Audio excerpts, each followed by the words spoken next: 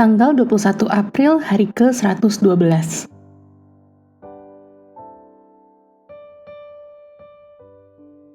Refleksi dan penyembahan. Suara perayaan.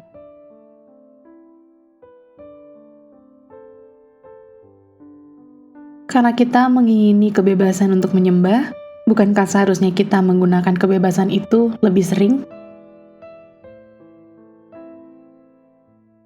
Refleksi. Akhir dari kitab 2 Raja-Raja menandakan berakhirnya 2 kerajaan Israel.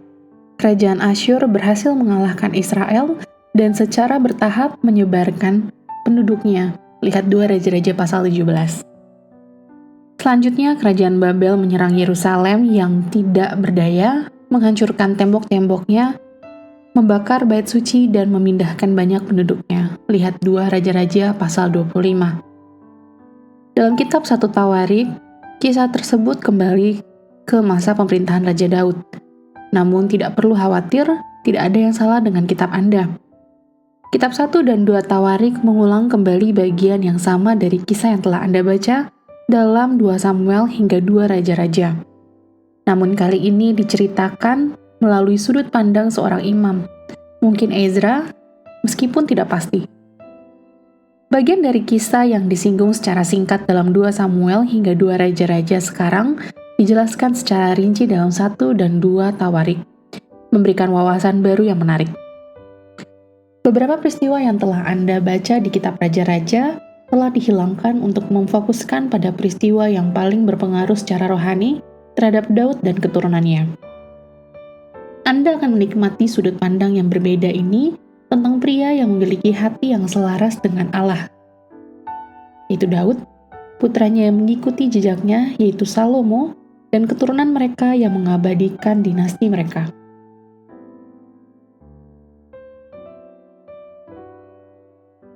Adorasi. Dalam beberapa minggu ke depan, kita akan mencapai kitab Mazmur, kitab terpanjang dalam Alkitab dan titik tengah perjalanan Anda dalam membaca seluruh Alkitab. Tetapi, Anda tidak perlu menunggu sampai saat itu untuk memulai membaca dan menikmati pujian serta adorasi yang ditulis oleh Raja Daud. Dalam 1 Tawarik pasal 16, Anda akan menemukan bagian-bagian dari 3 Mazmur yang digabungkan menjadi satu. Ayat 8-22 diambil dari Mazmur pasal 105 ayat 1-15, ayat 23-33 berasal dari Mazmur pasal 96 ayat 1-13, ayat 34-36 menggemakan Mazmur pasal 106 ayat 1 dan ayat 47-48.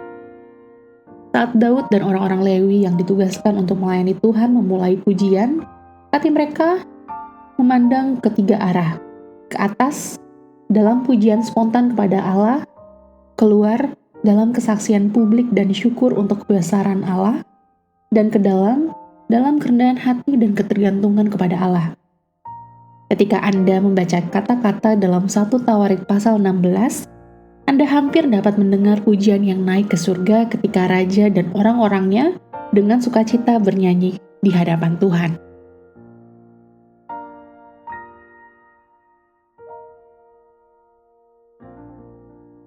Aplikasi. Apapun bakat musik yang Anda miliki, baik itu bernyanyi, bermain musik, atau bahkan jika Anda merasa ditantang untuk terlibat dalam musik, minggu ini adalah kesempatan untuk menemukan motivasi yang besar untuk memuji Tuhan dan bersyukur kepadanya melalui ibadah musik. Sisihkan beberapa menit untuk bernyanyi atau memainkan instrumen Anda untuk memuliakan Tuhan. Tidak perlu ada penonton, hanya Tuhan. Berikut adalah beberapa judul himne dan kur yang mungkin ingin Anda gunakan untuk memfokuskan pikiran Anda, bersama dengan kutipan kitab suci dari mana lagu tersebut berasal.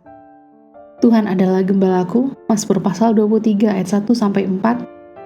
Sekalipun pohon ara, lihat Habakuk pasal 3 ayat 17. Kasih Tuhan tak berkesudahan, lihat Ratapan pasal 3 ayat 22-23. Pertolonganku dari Tuhan, Mazmur pasal 121 ayat 1-5. Sungguh alangkah baiknya, lihat Mazmur pasal 133 ayat 1-3. Mungkin Anda pernah berpikir untuk menulis puisi atau lagu pujian Anda sendiri. Ingatlah, Tuhan senang mendengar suara gembira yang dipersembahkan kepadanya.